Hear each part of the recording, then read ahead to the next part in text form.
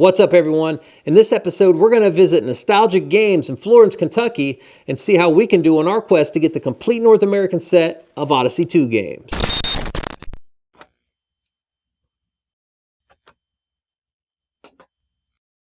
Dead bunnies.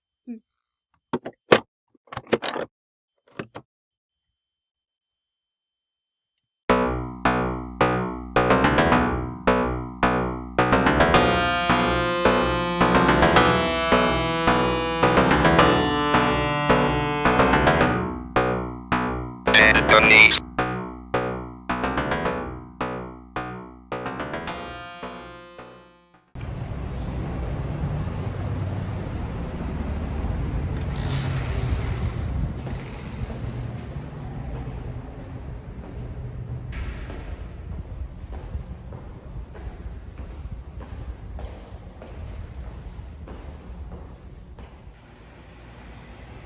All right, everyone, we are inside Nostalgic Video Games in Florence, Kentucky, and we are with Joey. Nice to meet you.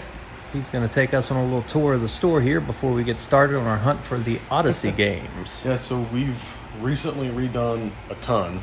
As you can see, this whole wing is closed off as we set up our arcade. But up at the front of the store, we've got all of our classic Nintendo stuff. NES, Super Nintendo, N64 over this way. And we've got our Amiibo and Grail stuff. We sold Little Samson a couple weeks ago. That was sitting here looking real pretty. But, yeah, that's cool. Yeah, those are the like super high-end cool stuff we've got right now. But the main store here is organized all by system. We've got all these handy banners hanging from the ceiling. So it goes PS4 down to PS1, and we've got our Xbox, Wii, and we haven't moved the Sega banner because all of our toys are now in the back of the room. But all of our consoles, we've got in these front cases here, so you can see sort of what we've got in stock, and then we've got a ton of different consoles behind the counter, the ones that we have a display model up in box ones. Okay. And we've got all of our accessories, additional controllers, replacement cables, and everything all on here. Now, I'm mainly the toy manager, so this is my bread and butter. Oh, okay. All the vintage toy stuff. But I love me some video games. What's your favorite console? Is it the Magnavox Odyssey? As far as the retro consoles, I like the Atari and the Magnavox Odyssey a lot, but Yeah. we get into like 16-bit era, I'd say Sega Genesis, newer stuff. I like the Switch a lot. Yeah. I think the Switch is more of a console, in my opinion, than the Xbox and PlayStation. To me, those are like computers. Oh yeah. You know? They're entertainment centers. Like my PlayStation is just for like Netflix and Disney Plus and stuff. Yeah. But yeah, my favorite's got to be like the Super Nintendo. And Oh, there you go. 64. Okay. Those Yeah. are my favorites. I've played those my whole life. But we've got imports, which is something you don't see too often in Kentucky of all places. Right. But we see a ton of Japanese stuff come through here. But yeah, so is there a spot in particular you'd like to check out? Yeah, we're going to look at some of the Odyssey 2 stuff, and actually a lot of the people who watch our channel are interested in the older retro gaming stuff. Oh, yeah. You've got a corner over here for that, right? Yeah, so we just opened up this corner here. It used to be our tech room. And we've tucked all of our Genesis and Atari stuff back here. So this corner tends to be most of the retro stuff we get in. So we've got a ton of Intellivision and Atari stuff right now. Okay, yeah, you got boxed stuff too, right? Yeah, I think the coolest piece we've got right now is probably Mario Bros. On the 7800. Oh, yeah. One of only like 2 or 3 examples of being able to play a Mario game on not a Nintendo console. But we see stuff all the time, and it trickles in and out. CD collection here too. Yeah, we get just random.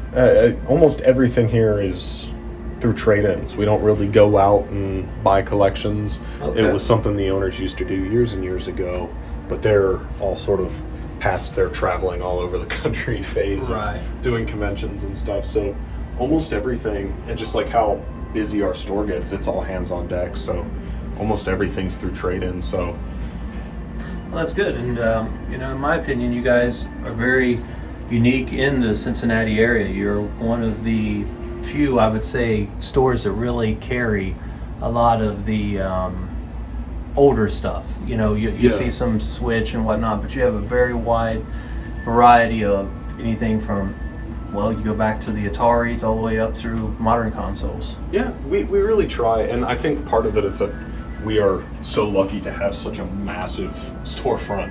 Yeah. Because the owners have known the guy who owns this building for 30 years, and we're able to have such a cool spot that's kind of tucked back in the corner here that nobody else wanted, but we can fit so much out here.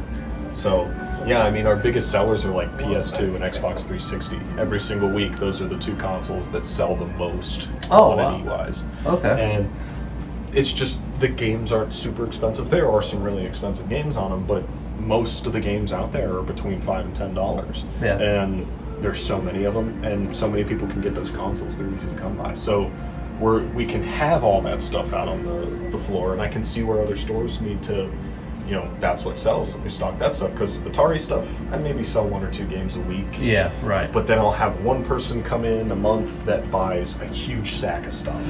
Okay. And I mean, no matter what, it's always worth having that stuff out on the shelf. Okay. Yeah, let's take a look at the Odyssey 2 stuff that you've got around here. And also, too, you guys, maybe it'd be a good opportunity for you to talk about the arcade that you're getting ready to open up over here. Yeah, so we've got a little over 30 retro cabinets right now. I think the newest ones we've got are Hydro Thunder. Okay. And the oldest one we've got is either Q*bert or Donkey Kong. Oh, okay. But most everything is in the 80s and 90s range. We've got an original Ninja Turtles, and we're working on that right now. And we've got Pod Racer, Marvel vs. Capcom. And this will be primarily in this area over here, correct? Yeah, so part of why it's roped off is that we've got to knock out a wall. Oh, okay. So that side is as large as this is. Okay. So that whole side's going to be an arcade. Hopefully in the next couple months we're able to we want to have 40 cabinets up and running when we open it up. Okay. If we've got 30 running, we'll probably open it up, and we're going to have a lounge, we'll have snacks and drinks. So we want to have a cool spot to hang out in Florence, because the only other places like Chuck E. Cheese, Dave & Buster's, Oh, yeah. and they don't have Nothing Marvel like vs. that. Capcom. They don't have Die Hard or I NFL don't- Blitz. I don't even think those are arcade games. They're just a way to grab your money. You don't really enjoy them, Yeah. you know. I mean, maybe very, very small children that don't really know what they're doing. They're just doing something to spend their time. But anyone that really enjoys it. Yeah. So what would you think about a date that you're trying to get this open by the holidays, 2024? So I know we're really trying to shoot as soon as possible. Okay. But my one manager, Adam, he's worked at ACS. He used to work at GameWorks up in Newport on the Levee. Okay. So he's got all the experience. He's the one who's fixing all these. My part where it comes in is moving stuff and helping clean up the cosmetics. Oh, okay. Yeah. All the internal work and stuff, that's all him. So it's trying to give him enough space. I think hopefully in the next 3 months. I do know we really want to get there by Christmas. Okay. So I'd love to have it up by the holidays. And again, it's all whatever we can kind of gauge and get done. And in the end, whenever it's open, we're just going to post everywhere about it. Okay, Facebook yeah. and Instagram. Yeah, we'll be Twitter. putting a link to your website and your YouTube channel and everything in the description for anyone that's interested as well. Yeah. Yeah, we used to do a ton of YouTube videos, but right now I'm so focused on giving Adam space to work on these things. And I'm like, This get takes the arcade priority, stuff done. right? Oh yeah, I'm super excited for the arcade. So we talk a little bit about variety. I mean, you guys got a ton of Nintendo DS, 3DS games here. Unfortunately, most of which are in replacement cases because all the kids threw away boxes of Ah, DS yeah. games. Oh yeah. But all the Odyssey stuff is kind of tossed in here because for whatever reason we just have a ton of it. And before we had that little corner open, this is a little carryover from how the store used to be organized. And that's one interesting thing about the Odyssey, in my opinion, is the fact that people, it was like a different type of system for people, and they kept the boxes, as to where if you look at the Atari stuff at that time, or in television, or any of those, it must have been a more mature audience because people just threw them away. It's just cardboard, they would throw them away, just like the NES and everything, right? Yeah. But these, you can find a lot of them still intact. So we're going to go through all this with Joey. There's 5 or 6 games that we need, and then there's a couple of them that they've got better condition boxes than we do, and we're going to pick those up as well. So that's it for our tour here. We'll see you guys on the other side and tell you exactly what all we ended up purchasing here, how much we gave for it, and go from there. I can read you. All right, everyone, you just seen us at Nostalgic Video Games in Florence, Kentucky. We ended up buying a number of Odyssey games that we didn't have and a couple that we did but were in rough shape. So we'll go through those in a second. One thing I will say though is we ended up trading in some items that we have no use for, and then we paid the remainder to be able to get these games. And one thing I really like about Nostalgic Video Games is just the transparency they have there. So whenever you go up to the checkout to buy something, they've got a sign posted next to the register that shows you how much they're going to give you, so what percentage. So essentially it's a 30% cash trade-in value if you're wanting cash back, or 40% trade-in for other items. So, and I think that's pretty fair considering they've got overhead of employee costs, building costs, inventorying, et cetera, and it's really not really about the percentage. You either like it or you don't like it, and that's your choice. But what's good is the transparency up front. So it's always going to be the same. It's not just depending on who you're talking to there. And I think that's a good way to perform their business the way they're doing it. All right, so as you can see here, we got a trade-in value of $73.05. And overall, it was going to cost $86.85. So that means we ended up paying $13.80. What we traded in was 2 Atari storage cases. So these are the ones where you would put your Atari console, the 2600. And one of them had a cover that went over the top of it that was transparent. And then you can also put the games in it. I don't have any use for those, so I decided to trade them in. And I got those on an Atari lot, actually, that we had bought at an estate sale that came with a bunch of other games and things. And again, we didn't have any use for those storage containers, so we decided to trade them in. I also traded in a PlayStation 1 that we had got from a online Facebook Marketplace ad where they had a ColecoVision and a television and a PlayStation. The PlayStation, it was a PlayStation 1. It was very, very sun damaged. So it was this orangey brown look. It did work just fine, but we've got a nice PlayStation 1. I didn't have any use for this one. I only got it because it was a part of that lot. But when I bought the lot, I didn't want it anyways. So we just cleaned it up, made sure it worked, and then we traded it in. So we ended up coming out pretty good on this trade-in again, and we were able to apply that to the games that we wanted to get. So let's take a look at the games we got and go from there. All right, up first here is Monkey Shines. We've already got this game, but ours is in very poor condition.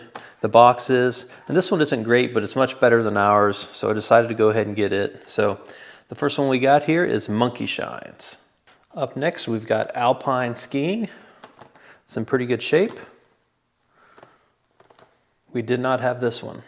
Up next, we've got Computer Golf, another game we didn't have. It's in pretty good shape. Up next, we've got Cosmic Conflict. Again, another game we didn't have. Next up, we've got Hockey Soccer. Pretty good shape. We did not have this game. Next, we've got Mathemagic and Echo. Another good example. We did not have this game. It's in pretty good shape. And the last game we got was Showdown in 2100 AD. It's in pretty good shape. We did not have this game. I think this has got some very cool cover art on it. It's where you can see the gunslinger about to grab his pistol there at a standoff. It's very cool looking. This is one of my favorite pieces of artwork from the Odyssey 2 game cartridges. They all have very neat art. They're very well done, but I really like this one. Just the point of view that you have from behind the gunslinger's hip like this looks pretty cool. So Showdown in 2100 AD. All right, so if you're keeping track, that means that we got 6 games that we didn't have before and 1 game that we did have, but this one's in better shape. So we got 7 total games from Nostalgic Video Games in Florence, Kentucky.